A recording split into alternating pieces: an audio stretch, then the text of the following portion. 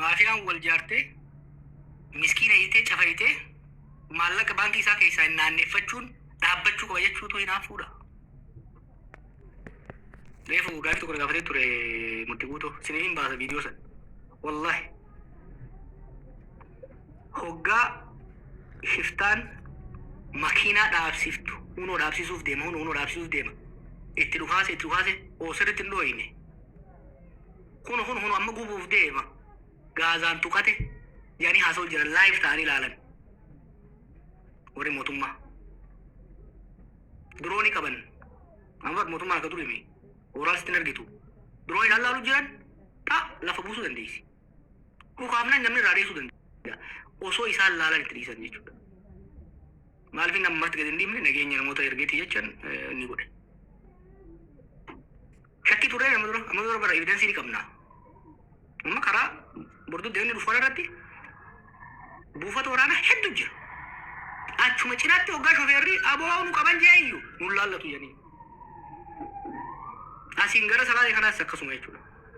Kun dadhabuu humna dhabuurraa osoo hin ta'in amma shiftaa kana dhuunfaan waan waraana guddaa barbaachisuma. Diroonii gandara deemanii ijoollee takka takka irra dhukaasaa oolan.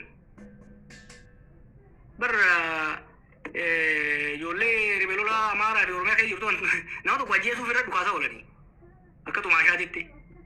Uummata kana eeguu hin danda'an. Maaliif dirooniin waa lama hojjetti? Surveillance and attack. Ni ilaalti live si garsiifti waan ta'u jiru. Dhugaatiin immoo karaan gurguddaan Finfinnee geessu hundi security camera fi surveillance droneidhaan eegama 24 hour. Waan torbaan dabre irra gahe qabatamaa jechuudha. 24 hour laalan osoo laalan itti dhiisu jiran. Why? Tokko warri saamu keessa jira. Garuu warri olaanu waan saamurra waan argatu osoo hin ta'in they believe in governing through crisis. Uummanni guyyuu waa'ee madu'uu fi waa'ee ajjeefamuu waa'ee saamamuu kanaan busy ta'e waa'ee jireenya sadoof qananii akka yaadne itti godhaa jiran jechuudha. Kanaaf waa'ee kanaa dubbachuun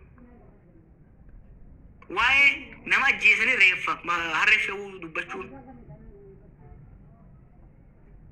waa'ee madaabaraa biliyoona 22 bitame wanni bitanii daaraa bitanii 22 billion maallaqa biyyaa waa'ee kanaa dubbachuun abiyyitti hinaafuudha rabbii jaati. Wajjin dalaguu hajamu kan ni beektanii waa hedduu yaalle. Ka hinaafuudha osoo bar waan gaarii dalaganii